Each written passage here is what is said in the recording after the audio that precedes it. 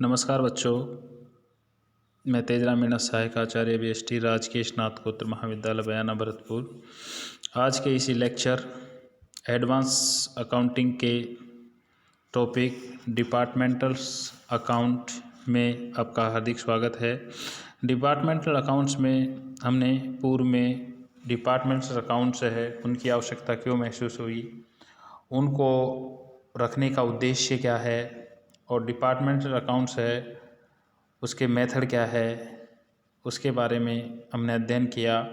अब है departmental final account, विभागीय अंतिम खाते। विभागीय अंतिम खातों में विभागीय व्यापार एवं लाभ हानि खाता तथा चिट्ठे को सम्मिलित किया जाता है। विभागीय अंतिम खातों में विभागीय व्यापार एवं लाभ हानि खाता तथा चिट्ठे को सम्मिलित किया जाता है। विभागीय अंतिम खाते बनाते समय प्रमुख रूप से निम्न समस्याएं आती है बच्चों। देखिए, अंतिम खाते बनाते समय सबसे पहली समस्या आती है व्ययों का अनुभाजन, यानी जो खर्चे हैं उनको अनुभाजित किस प्रकार किया जाए। इंटर विभागीय अंतर विभागीय स्थानांतरण है उसका लेखा जोखा किस तरह किया जाए। और सर्वनिष्ठ आय यानी कॉमन इनकम, इसका क्या किया जाए। वैसे आपको बताऊं कि ऐसी आय जो किसी विभाग से संबंधित नहीं होती, कॉमन होती है सभी विभागों से, उसे सामान्य हम लाभ हानि खाते में दिखाते हैं। और नंबर 4 है पुस्तक पालन की समस्या भी अंतिम खाते बनाते समय आती है, यानी प्रत्येक विभाग का अलग अलग लाभ हानि ज्ञात करना संभव नहीं होता यदि क्रय विक्रय आदि का लेखा करना अलग अलग नहीं किया जाए।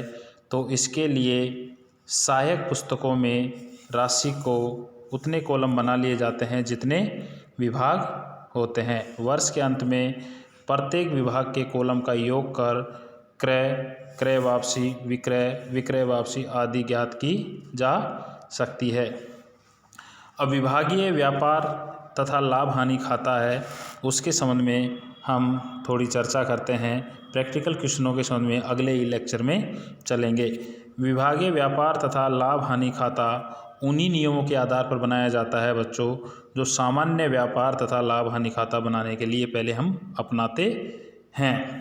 अंतर केवल इतना है कि प्रत्येक विभाग का व्यापार तथा लाभ हानि खाता दिखाने के लिए खानेदार विधि अपनाई जाती है, यानी कॉलमनर मेथड अपनाया जाता है, जिसमें लाभ हानि खाते में पूर्व में जो सामान्य लाभ हानि खाता बनाते थे उसमें डेबिट और क्रेडिट साइड अमाउंट का एक एक कॉलम होता है। इसमें डेबिट और क्रेडिट दोनों पक्षों की ओर प्रत्येक विभाग के लिए अलग अलग खाने खोले जाते हैं और एक खाना कुल योग का खोला जाता है। प्रत्येक विभाग से संबंधित मद की राशियाँ उस खाने में तथा सबका योग खाने में दिखाया जाता है। इस प्रकार प्रत्येक विभाग की हानि अथवा लाभ उसके खाने से ज्ञात की जा सकती है और योग के खाने से कुल व्यापार का हानि अथवा लाभ प्रदर्शित किया जा सकता है। इस प्रकार बच्चों स्पष्ट है कि जो वे जिस विभाग से संबंधित होते हैं उसमें दिखाए जाते हैं और जो वे संयुक्त रूप से होते हैं उनका किसी उचित आधार पर विभिन्न विभागों में बंटवारा किया जा सकता है। अतः विभागीय व्यापार तथा लाभ हानि खाता बनाते समय उन खर्चों का बंटवारा ही सबसे महत्वपूर्ण है।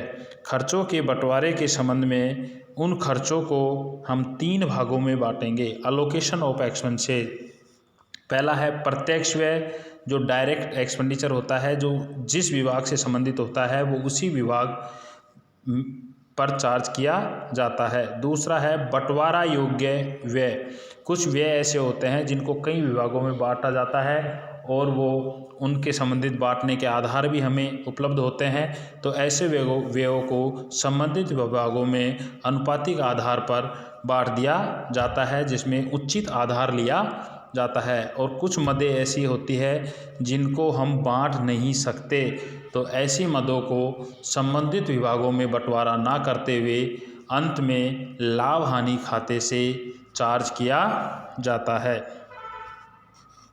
धन्यवाद।